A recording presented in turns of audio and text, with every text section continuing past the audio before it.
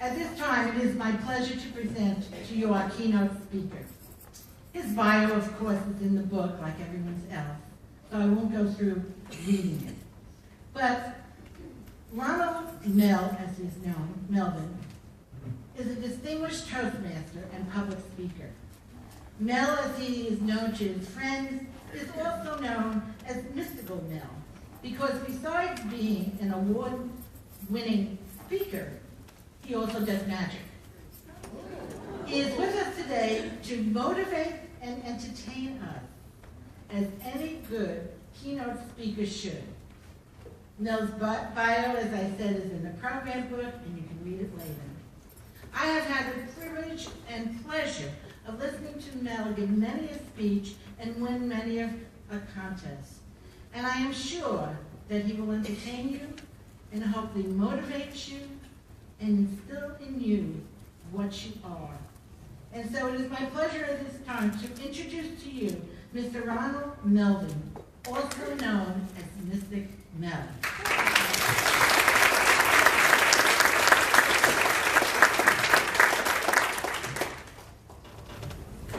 Boy, is it a pleasure to be amongst so many women. It's not as unusual as you may think, because I come from a family of many women. I am the last of the Melvins. I had 2 sisters, no brothers, raised by my grandmother and mom. I have 2 daughters and 1 granddaughter. Something's wrong with the genes. I want to tell you that last night, some of you might have seen me lurking in the lobby there, wondering who was that man, but I saw something quite interesting as you came in. You know, all of you were hugging each other and greeting each other. You were treating each other as friends. No differences, everybody was treated the same. But you were all different also, like these ropes. You do notice that there's a difference in the ropes in my hand. Now, we have friends that way. People that are here are all different. But when we come together, something happens as friends and in meetings like this. We start treating them all the same. Okay? All the same. Now, I know what you're thinking. Those ropes aren't the same size. They're really not the same size. But it's the way we perceive them and how we treat them.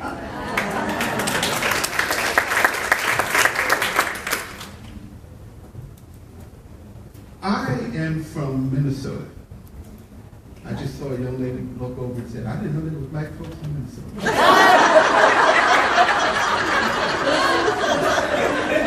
Well, there aren't. I left.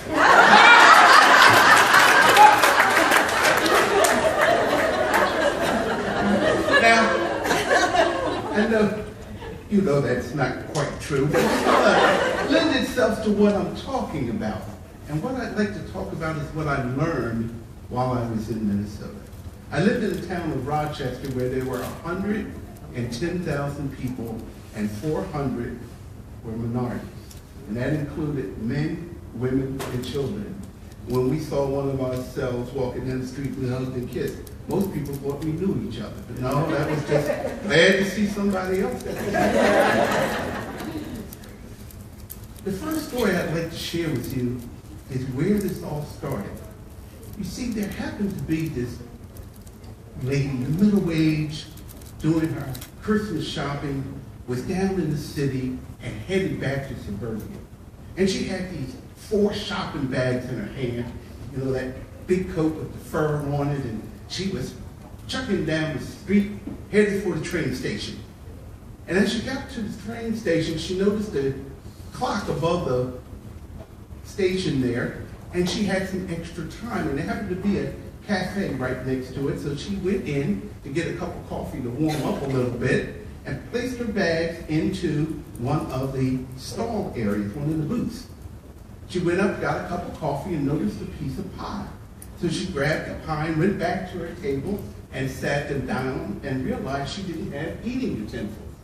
So she went back to get them, and as she was coming back, wiping them off, she noticed this black man who looked like he was $3 over from a street person sitting at her table about to eat her pie.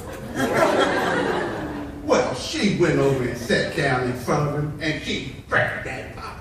He grabbed it back. She grabbed it again. He grabbed it back. She grabbed it and took a piece, put it in her mouth. He brought it back, took a piece, put it in her mouth. This went on until the pie was gone. They started to look at each other. He looked down at the coffee. He picked up the creamer. She looked at him and nodded. He poured in the creamer. He picked up the sugar. She said,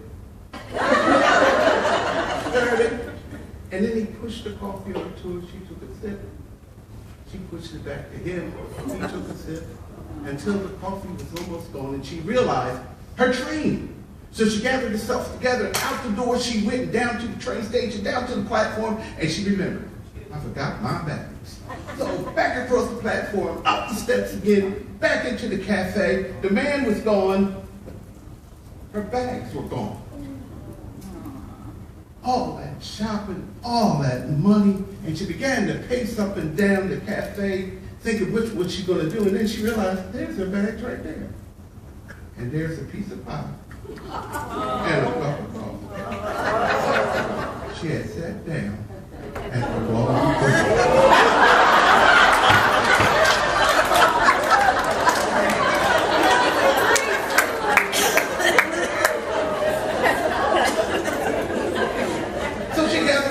Together and got onto the train, and as she was there, she was sitting down and she was thinking, and she started to chuckle at herself. Wow, wasn't that something?